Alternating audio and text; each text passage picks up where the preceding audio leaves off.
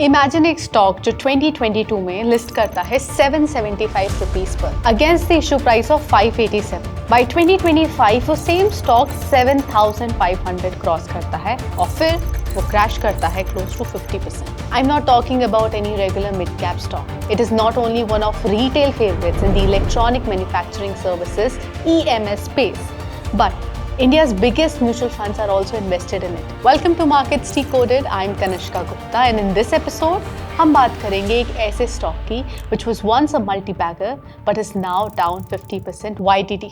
What went wrong and what can you expect next? Let's try to understand. Kaynes Technology India, in the last few weeks, the stock has cracked sharply, around 40% down in just 1 month. Almost 48% down YTD. Single sessions में 10 to 12% का fall. Charts पे ये सिर्फ एक normal correction नहीं लग रहा. ये लग रहा है कि कुछ serious हो रहा है. But what triggered the crash?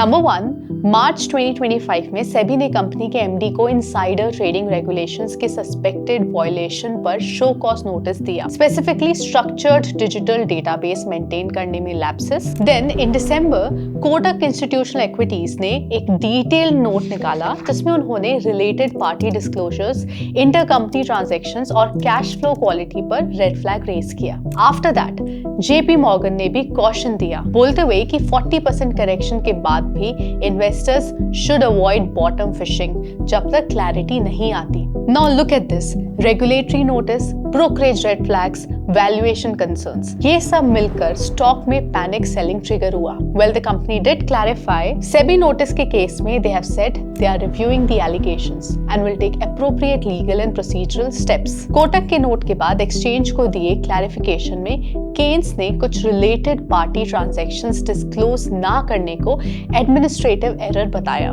लेकिन अपने कोर अकाउंटिंग प्रैक्टिसेस को डिफेंड किया। Well it seems like market ने अभी तक इन क्लैरिफिकेशंस को फुल्ली बाय इन नहीं किया, इसलिए वोलेटिलिटी अभी भी हाई है। Now the big question is what next? See broadly 3 scenarios. Number 1, if SEBI and exchanges don't find serious intent issues. Stock already 40 to 50% correct हो चुका है. Valuations कुछ broker के हिसाब से reasonable to cheap zone में आ गए हैं. But रिकवरी ग्रेजुअल होगी क्योंकि गवर्नेंस प्रीमियम दोबारा अर्न करना पड़ता है। Number 2, if deeper governance problems emerge, usually ऐसे केसेस में मार्केट उनको लोअर पीई, लोअर कॉन्फिडेंस से प्राइस करता है। Number 3, short term volatility high, जब तक सेबी का आउटकम क्लियर नहीं होता, ब्रोकरेजेस डिवाइडेड है, म्यूचुअल फंड्स अपने एक्सपोजर रीअसेस कर रहे हैं, तब तक ये स्टॉक ट्रेडर्स प्लेग्राउंड बना रहेगा।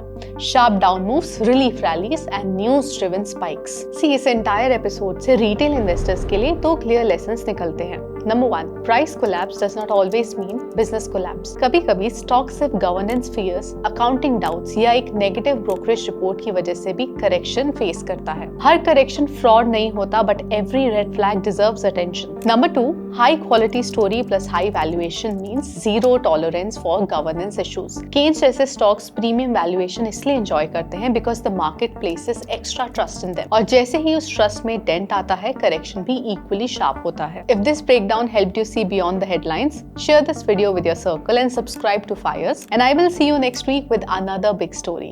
See you then. Investment in securities market are subject to market risk. Read all the related documents carefully before investing.